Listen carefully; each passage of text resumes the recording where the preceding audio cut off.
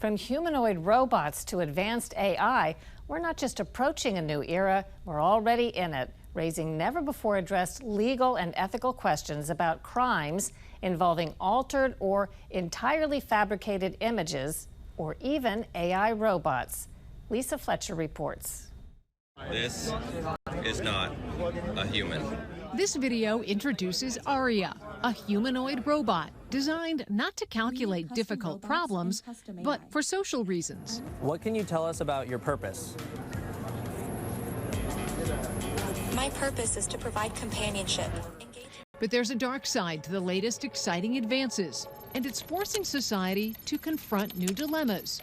Should harm or exploitation of an artificial being, whether it's made by AI like this or a human-looking robot, be a crime, even if no real person is hurt?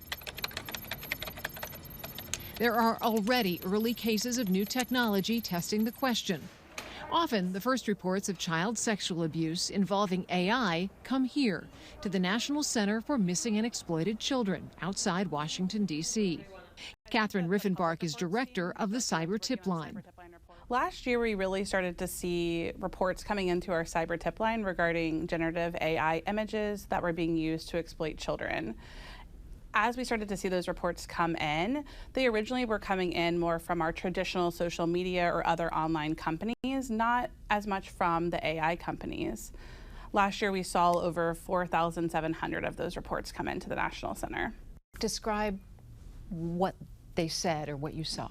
We have cases where offenders are using generative AI to create completely fake images of a child that is engaged in a sex act. We also see situations where they're taking existing child sexual abuse material and using generative AI to change the sex acts or the egregiousness of that picture.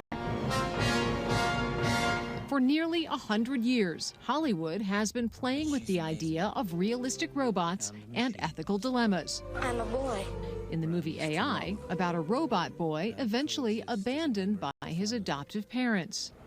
Tori Hirsch, a lawyer for the National Center on Sexual Exploitation, says the ethical dilemmas seem increasingly imminent, with some states already passing legislation. So certain states, like Wisconsin, for example, created a separate crime of virtual child pornography, whereas other states, like Arizona, made it a civil wrong to create sexually explicit deepfakes, but they put that in with their code about creating political deepfakes.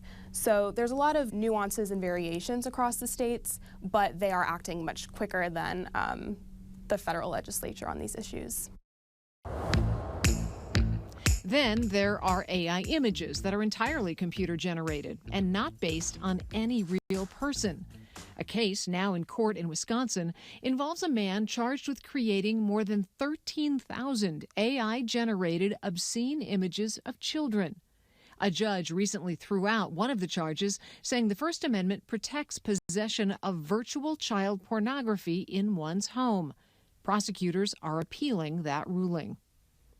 When it comes to humanoid robots, CASR, the Campaign Against Sex Robots, has pushed for bans on robots designed to emulate sexual offenses, arguing they reinforce harmful norms.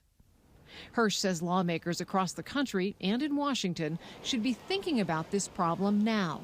I don't think our laws have gotten there to even conceptualize what that would be. But again, a robot is not a person, even if they've, taken on some very personal attributes through their programming. I don't think we can call that a person. So I hesitate to say that the law would apply to that situation, but then again, we have to think about the ramifications, the repercussions of what that would be. 2 years ago, attorneys general across the country called on Congress to act. And last year, a bill was introduced to create an AI Child Exploitation Commission to study the issue and propose new legislation. But so far, it's just an idea. Nothing has been passed. Hello there. I'm Melody. For now, this is a legal gray area where rapid advance in technology and artificial intelligence are creating potential opportunities for exploitation and harm that our existing laws don't cover. For Full Measure, I'm Lisa Fletcher in Washington.